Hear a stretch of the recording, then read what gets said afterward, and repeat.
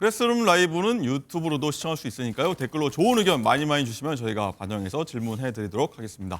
자, 목요일마다 등판하는 궁금증계 최강 투톱입니다. 김문배 전 팀장, 박준 변호사, 그리고 MBN 장가 기자와 나오셨습니다. 반갑습니다. 안녕하세요.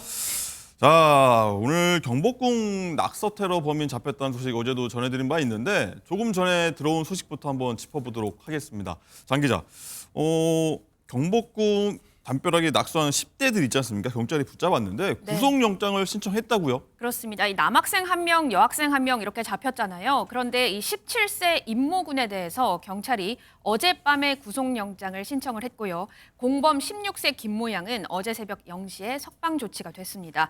여기에 2차 낙서를 저지른 남성 있죠. 네. 예술인데 뭐가 그렇게 심각하냐 이렇게 말했던 이 모방범. 남성에 대해서도 경찰이 구속영장을 신청을 했습니다. 경찰은 문화재 훼손 사건은 중대한 범죄로 인식하고 엄중하게 수사하겠다 이렇게 밝혔습니다. 네, 장가 기자. 일단은 되게 궁금한 거 쟁점이 이거 아니겠습니까? 대체 왜 낙서했고 또 그 배후에 누가 있었냐 이거 굉장히 궁금했는데 조사 과정에서 그 범행을 배후에서 지시한 그 제3자가 있다는데 이게 밝혀졌나요? 아직 밝혀지진 않았는데요. 처음에 이 경복궁에 낙서를 한 10대 남녀가 SNS를 통해서 낙서를 하면 수백만 원을 줄게라는 말을 듣고 범행을 저질렀다 이렇게 진술한 것으로 알려졌죠.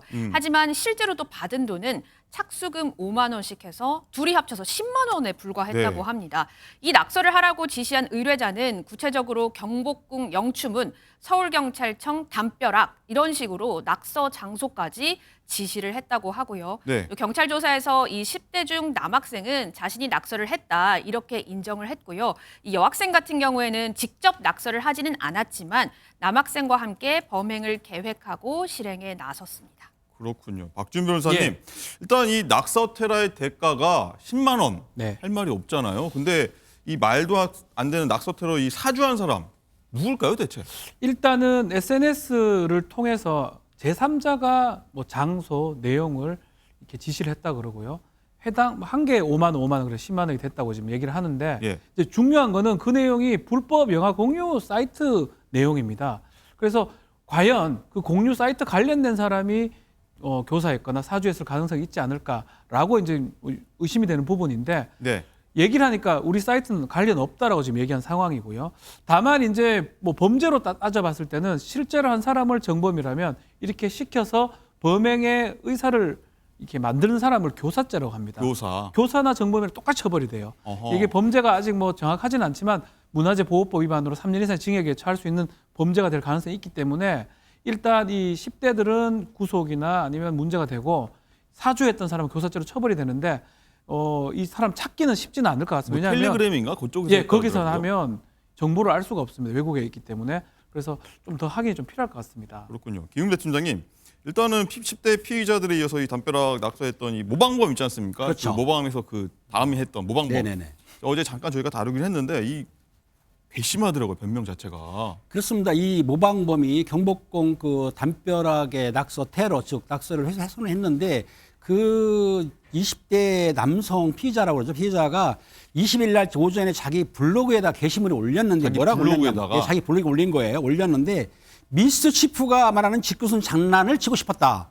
그리고 죄송합니다. 썼다가 또 아니 안 죄송해요? 이렇게 썼어요. 무슨 말이에요, 진짜? 빨리 반대로 바꾼 거죠. 그리고 전 예술을 한 것뿐이라고 주장을 하고 있는데요. 예. 그 아시다시피 미스치프라는 거는 2019년 미국의 브로콜리엔에서 30명의 아티스트들이 결성한 그룹이지 않습니까?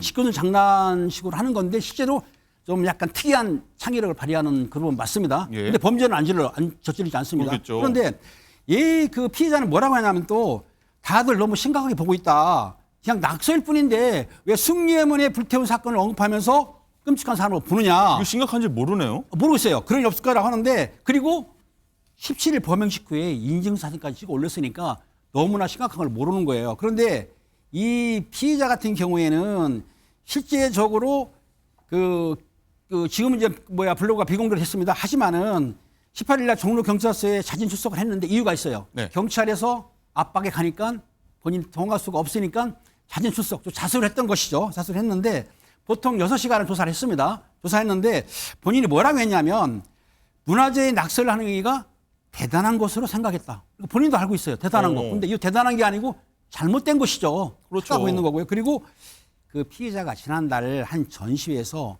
전시품을 훔쳐서 경찰 조사를 받았다고 한다면 사실은 일반적으로 볼 때 절도범이지 않습니까? 네. 절도범이 예술을 운운하는 것에 대해서는 좀 저는 이해가 가지 않습니다. 네. 이 나이를 떠나서요. 이게 잘못됐다. 이 사람들 잘못됐다. 이거부터 인식하는 게 우선인 것 같아요. 그래야 뭐 자기가 죄를 졌는지 알 거 아닙니까? 자, 계속 저희가 전해드리도록 하겠습니다.